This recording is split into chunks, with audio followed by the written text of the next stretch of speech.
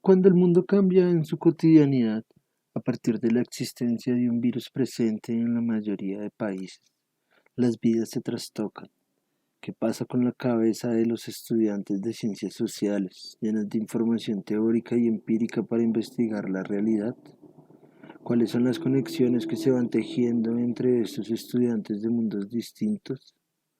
Ante la falta de clases como escenario de debate y construcción horizontal, es necesario crear el diálogo, hacer florecer la palabra y alimentar de preguntas el alma para proteger la vida, para afrontar la existencia y vencer el miedo infinito a la distancia, a la muerte del encuentro.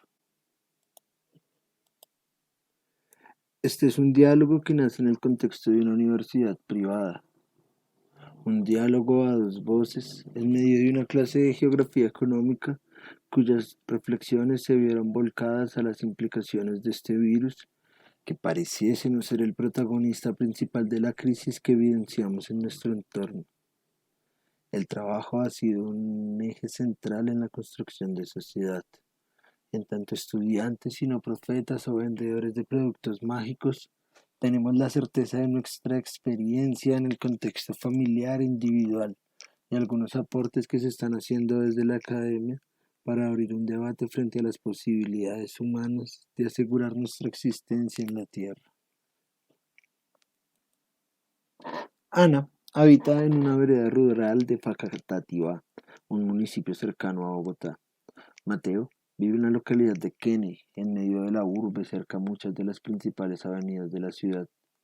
Las dos mujeres, quienes les dieron la vida y les han criado, han trabajado en la educación, cada una desde sus posibilidades y su propio contexto. En ambas casas, el sustento económico está ligado al contexto educativo como un escenario laboral. Esto permite que la reflexión se conecte con los contenidos académicos de una clase que a causa del virus tuvo que ser virtual.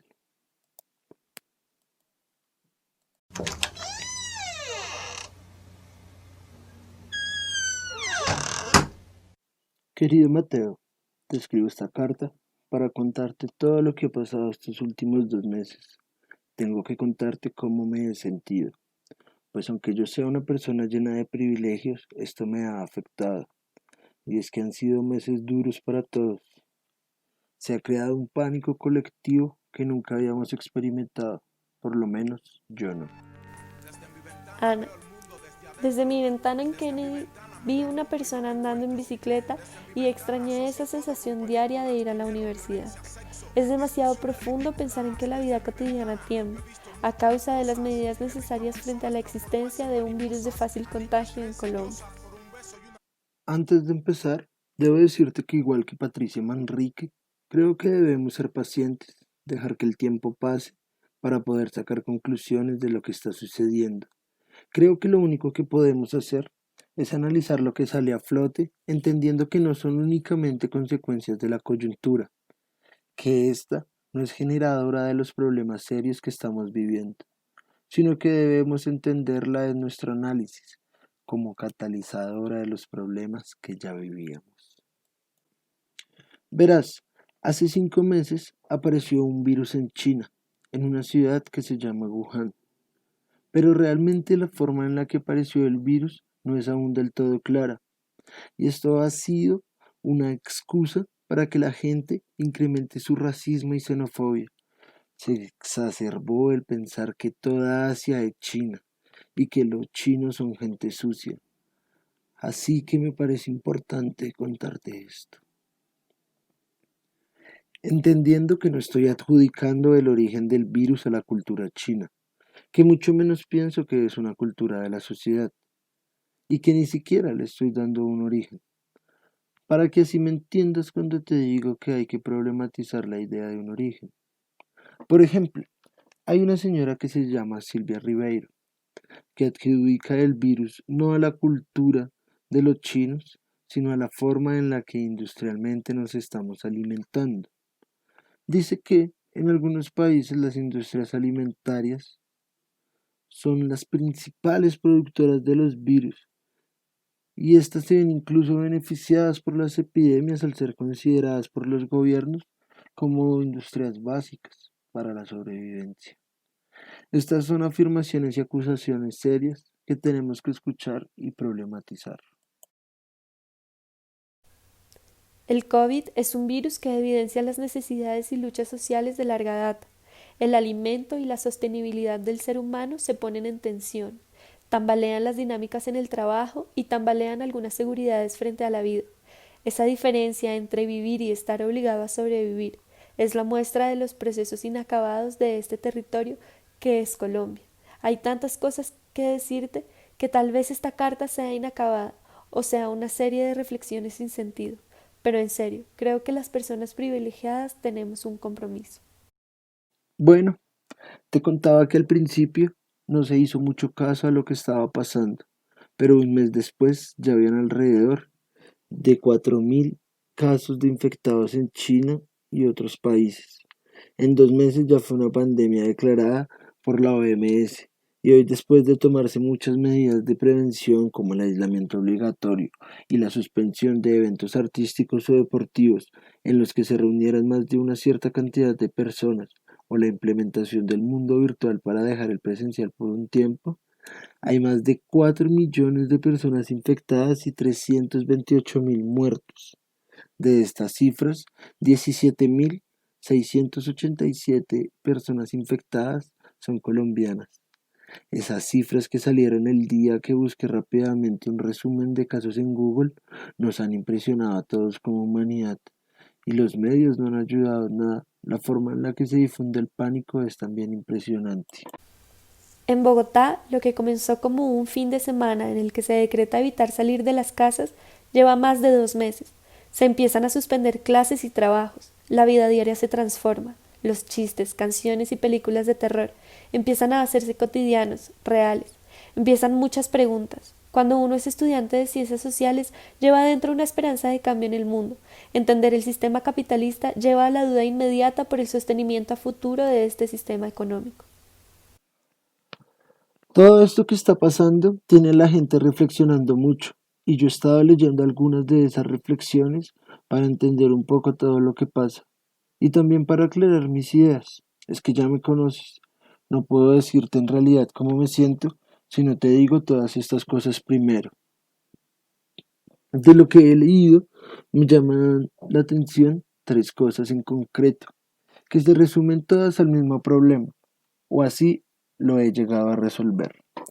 En primer lugar, me interesan las formas en las que ha cambiado la espacialidad de la gente. Las personas ahora trabajan y viven en el mismo lugar. Las dinámicas son completamente distintas. Por lo menos en mi casa así son. Y eso debe haber afectado la vida de muchas personas. Sumado a esto, me he interesado mucho por el mundo virtual y el papel que tienen las instituciones, si así se les puede llamar, que pueden existir por ese medio, sobre todo la escuela. Y en tercer lugar, me interesan las respuestas solidarias que están teniendo las personas con aquellos que la están pasando peor. Creo que es un claro signo de que las cosas empiezan a cambiar y no debe tomarse a la ligera. Quizás, si hacemos más atención a ello, se haga más importante. No poder estar en la calle causa cosas emocionales en mi ser. Me siento limitado. Cuando se crece en el asfalto, empiezas a ver la calle como escenario de aprendizaje constante, y al caminar lo primero que se hace evidente son las diferentes posibilidades que se tienen acorde a las condiciones de existencia. En medio de esta sensación horrible de encierro, pienso en nuestras características, privilegiados estudiantes de universidad privada, con algunas necesidades aseguradas, y esas diversas sensaciones emocionales que trae esta situación se transforman en unas ganas infinitas de conocimiento, de pensamiento crítico, que lleve a soluciones alejadas del amarillismo y el asistencialismo que se hacen el pan diario en mi ventana. Y bueno, te digo que todo se resume a un único problema. Es que es un tema general en las personas que analizan la coyuntura por la que estamos pasando.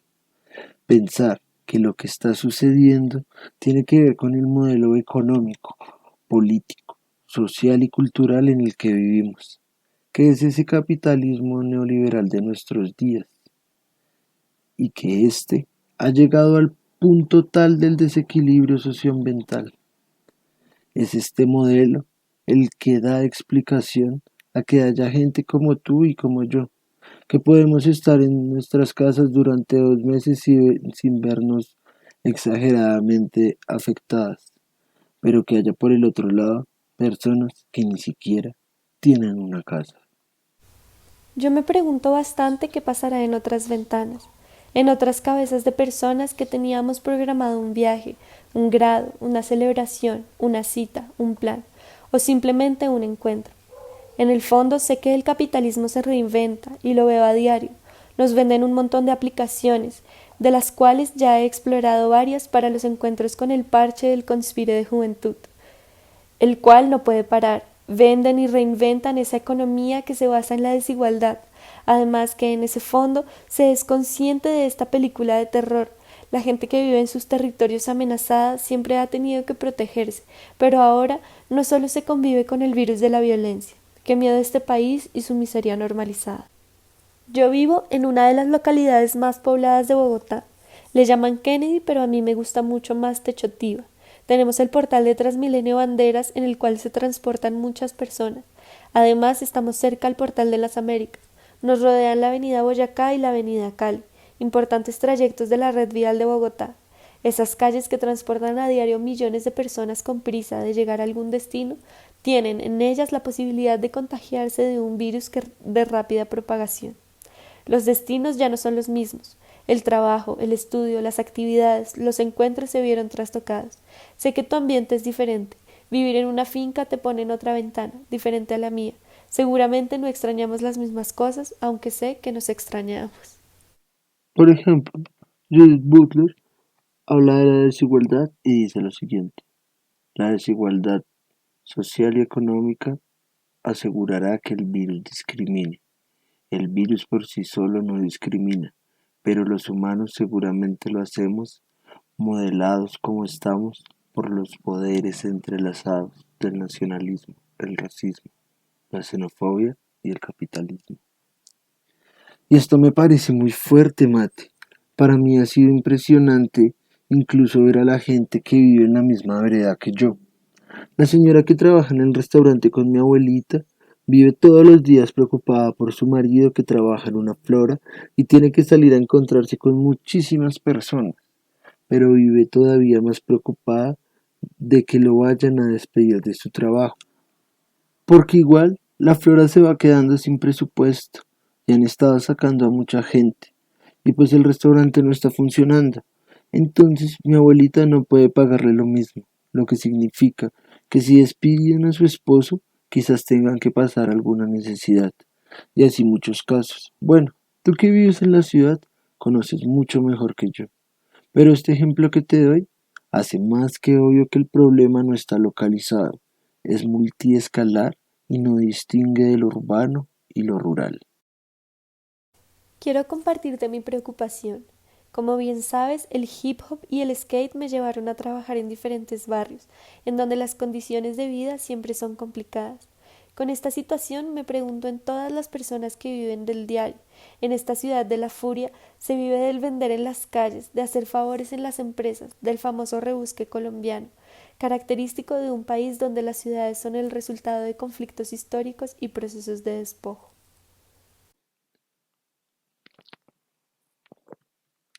Entonces, te empiezo a explicar. Me interesan las formas en las que ha cambiado la espacialidad de la gente. Y es que verás, aquella espacialidad de la que te hablo es la que se construye a medida que la gente va configurando su vida cotidiana. Cada una va haciéndose cargo de llenar de significados los espacios que habita y los va configurando en su relación con los otros. Como nuestra propia espacialidad, aquella que vivíamos en la universidad. Por ejemplo, ir allá significaba que debíamos hacernos cargo de nuestra alimentación fuera de casa, y había muchos restaurantes que funcionaban allí cerca, pero también muchas papelerías en las que conseguíamos las lecturas y los materiales para asistir a las clases. Y además, allí teníamos una vida pública, salíamos luego de clase y vivíamos la calle de una forma particular. Eso seguro tú lo entiendes mejor. Pues todo eso se configuraba como nuestra espacialidad cotidiana y la de muchas personas que estaban allí. Todos los otros estudiantes, vendedores ambulantes y comercios fijos, celadores, guardias de los parqueaderos, la señora de los taxis, tantas personas con las que interactuamos a diario y ahora no vemos. Siento que están cambiando las espacialidades del trabajo. Esas personas que ya no saludo en mi cotidianidad, como la persona que vende cigarrillos al frente de la universidad, la gente buena onda que nos atiende en los restaurantes, el vendedor de aguacates que a veces añoramos que suba a la loma para completar el almuerzo, entre otras miles de historias que cambiaron sus acciones. El verbo trabajar empieza a ser complejo, tan complejo como ser un recién graduado en medio de una pandemia. Trabajar entra en crisis. Si vamos hoy de momento a la universidad, va a sentirse un espacio extraño, incluso cuando toda su planta física sea la misma. De allí he tenido una reflexión que más adelante te volveré a comentar, y es que hay un autor, lo debes conocer, se llama Milton Santos, y él dice que cuando el mundo se enfrenta a las crisis que son innatas del capitalismo, éstas se ven reflejadas en el espacio, y se pueden entender entonces dos tipos de cambios, unos funcionales y otros estructurales. Pero como te digo, te dejo esta idea en la cabeza porque hay otras cosas que debo decirte primero. La ventana de mi habitación no es tan grande para todo lo que quiero ver. Las personas que saludaba en mi rutina diaria ya no están en las calles. Tan solo el celador me saluda, desde lejos y con su tapabocas bien puesto. Y es que las primeras cosas que me pregunto tienen que ver con esa espacialidad que cambia. ¿Qué pasa con toda la gente que hace parte de los lugares como los de la universidad que te menciono, pero que ahora no pueden estar allí? ¿Dónde y cómo están trabajando? ¿Qué espacialidad están generando ahora? Porque hay personas que están trabajando y viviendo en el mismo lugar y otras que no pueden hacerlo, pero encuentran cotidianidades distintas. Un ejemplo claro que he tenido de esto es lo que está pasando en mi casa. Ya sabes, mi mamá es profe y rectora del colegio que tenemos aquí en la finca, y mi hermano aún estudia allí. Entonces, he podido ver cómo es que los profesores y los chicos se han acondicionado a esta nueva forma de trabajo y relación social desde sus casas. Ese verbo de trabajar está tan metido en los cimientos más profundos de esta sociedad que el dicho quien no trabaja no come es una seguridad absoluta, de la cual tú y yo dudamos porque sin trabajar comemos y estudiamos, pero no representamos a la mayoría. En mi cabeza no concibo qué pasará con todos esos trabajos que dependen del contacto humano. En el fondo, mis sueños frente a eventos y escuelas de hip hop están atados a las pantallas, y eso me abruma. Cuando pienso el trabajo desde la realidad de mi casa, estas reflexiones se conectan con el mundo de la virtualidad. Se han reemplazado los espacios presenciales del trabajo y las relaciones sociales básicas por espacios virtuales. El colegio demuestra esto perfectamente. Son los niños que son educados y los profes que están trabajando. Para ellos es importante decir que no es que estén implementando una idea de educación virtual, solo están acomodándose a la distancia por medio del Internet y los computadores. Mi mamá ya no tiene que ir al colegio a dar sus clases. Ahora todo es virtual. Y mis días también pasan tratando de explicarle cómo subir un video a YouTube o cómo hacer una videollamada con sus estudiantes. La educación está asumiendo un nuevo desafío frente a las mediaciones de la comunicación. En esa tarea de formulación de acciones que materializan estructuras diferenciadas de aprendizaje, a la que nuestras madres dedican su energía vital. Mi mamá, que es la rectora del colegio, tiene una reflexión muy interesante de cómo ahora se exacerba, pero es un fenómeno que se ha venido dando. Los computadores y dispositivos móviles se han hecho una prótesis, una expansión del cuerpo, de la forma en la que nos relacionamos con los otros. Pero entonces, ¿cómo pueden existir espacialidades allí, en ese medio virtual? Yo creo que hay distintos tipos de espacialidad. Se ha recurrido a lugares virtuales, blogs. Cada estudiante y profesor ha adecuado. En ellos se encuentran para tener una relación específica.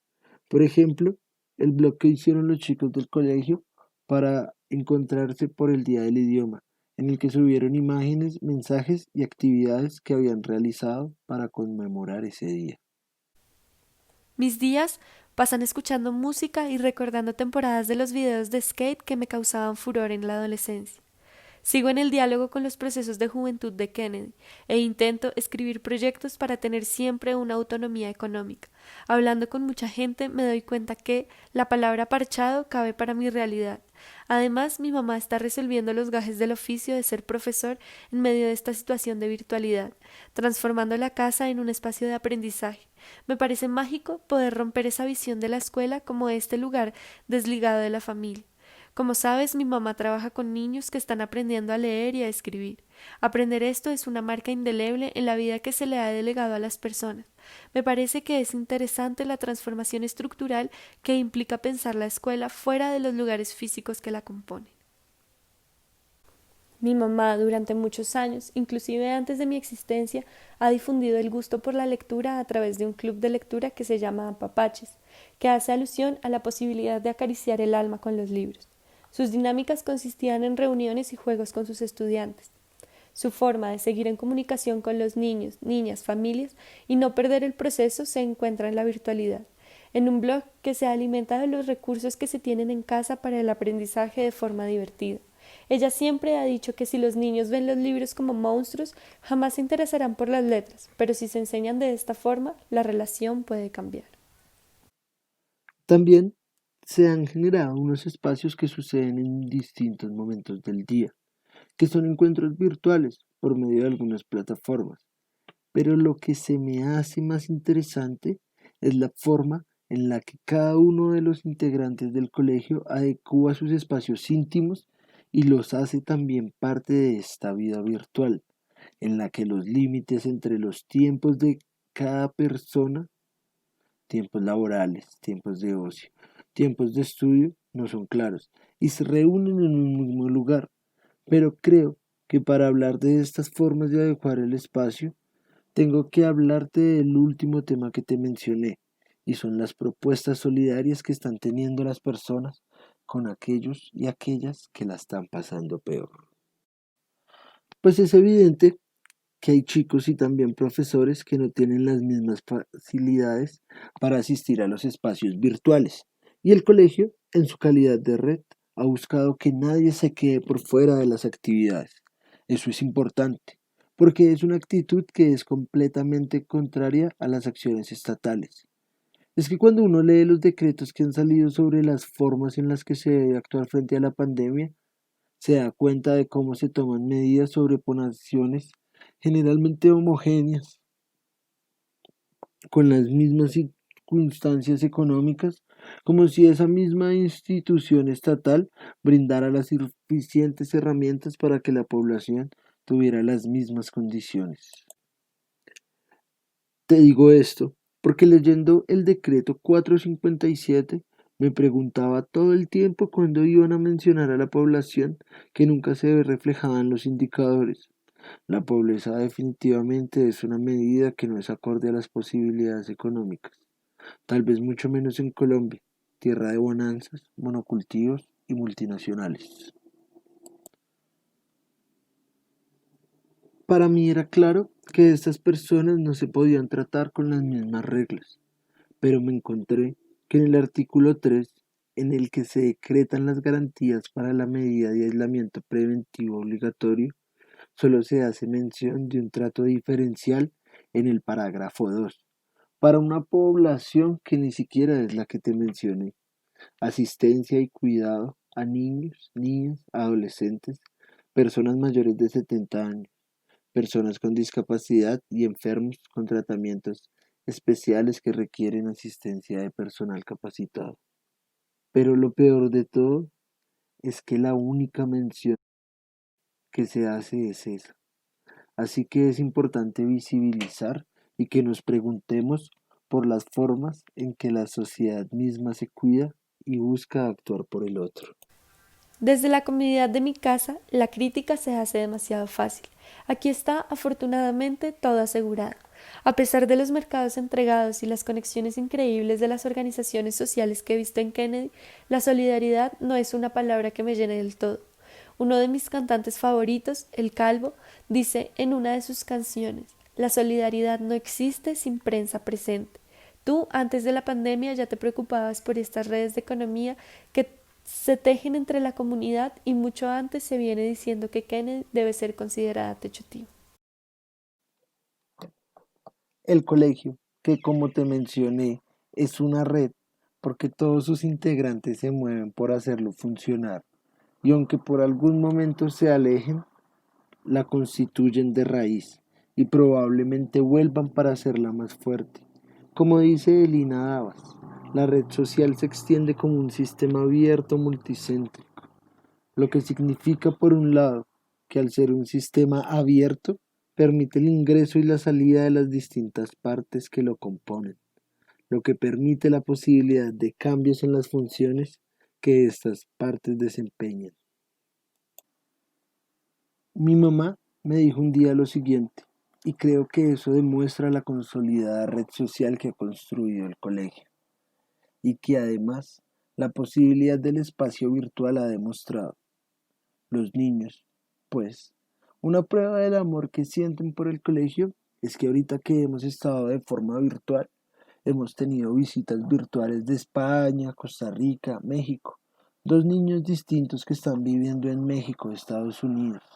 O sea, los niños se van del colegio con la idea, con la convicción de que su casa es el colegio y que ahí quieren volver y que cada vez que pueden escapar, como sea, lo hacen. En el parche del que siempre te hablo, donde buscamos juntarnos para camellar en el pedazo, más allá de las banderas políticas y diferencias personales, siempre se habla de caminar a dos pasos, y en ese sentido, a pesar de la crisis, hacer reales las redes de autonomía popular en la localidad ha sido una constante. Vivir haciendo pequeñas acciones y coincidir en ellas con mucha gente permite partir de la convicción y transformación propia para aportar a los escenarios donde se están materializando las posibilidades de sobrevivir a este virus, que ya sabemos no es precisamente el que llaman coronavirus. Así, las acciones que desde el colegio se proponen son conectarse desde su emocionalidad y adecuar sus espacios para permitir que los otros y las otras logren entrar en sus vidas, utilizando las pantallas, pero llegando más allá de estas. Los profesores se preocupan por entender las capacidades cognitivas de cada niño, para que nadie quede por fuera. Se preocupan de enviarle talleres que puedan realizar y si es necesario buscan maneras de hacérselos llegar, aunque no tengan internet. Tal es el caso de los profes de primaria. Una niña que cursa el segundo grado, que se quedó en el Chocó y pocas veces puede conectarse con sus compañeros, tiene la tarea de encontrar las problemáticas importantes que afectan a su comunidad. Allí, entonces ella se graba en el río, mostrando que aunque esté contaminado, se divierte y le gustaría que sus compañeros también se divirtieran allí. Entonces, los niños se forman con esas ideas y terminan proponiendo cadenas de afecto para acompañarse entre todos y todas. Se graban pidiendo que cada integrante de la red, categoría que se abre también para los padres de familia, egresados y distintos amigos y amigas que han tejido relaciones allí, escriban mensajes, los cuelguen en el blog, ese espacio que han construido para encontrarse de otras formas. Sigo creyendo fuertemente en el afecto y en que esta vuelta de la transformación solo se hace posible en el colectivo. Valoro mucho lo que se hace en tu colegio. Tiene todo que ver con lo que se está gestando en Techotío. En realidad ya no sé cuántos mercados se han entregado. Cada vez aparecen más personas que aportan y obvio que reciben. Me gustan estas redes donde no existe protagonismo porque gana la acción. Por eso te propongo, Mate, que hagamos visibles estas redes, que busquemos formas y medios para mostrar este tipo de iniciativas y que más gente se ponga en movimiento. Nuestra tarea no se acaba en analizar el momento, tiene que ir más allá, Tenemos que darnos cuenta de cuáles son los verdaderos cambios, porque ¿recuerdas lo que dice Milton Santos? Puede que los cambios que vemos ahora sean solo funcionales, no estén allí durante tanto tiempo y que las cosas vuelvan pronto a su normalidad. Entonces depende de nosotros que las cosas que estas personas están haciendo signifiquen cambios estructurales, no solo cambios por la crisis del COVID, cambios por la forma en la que gracias al sistema nos estamos relacionando. Es evidente que hay muchos problemas de fondo que deben ser transformados, y por más que estemos aburridos del encierro y la situación, pensar en volver a la normalidad no es posible. La normalidad es el problema, y esto es un movimiento que viene demasiado fuerte y con demasiadas voces. Seguiremos conspirando y hablando. Espero poder visitarte pronto. Saluda a tu novio y a tu familia. Aguante siempre el debate contigo. Espero el espacio público no se convierta en un sinónimo de peligro y podamos volver a transitar en las calles del centro.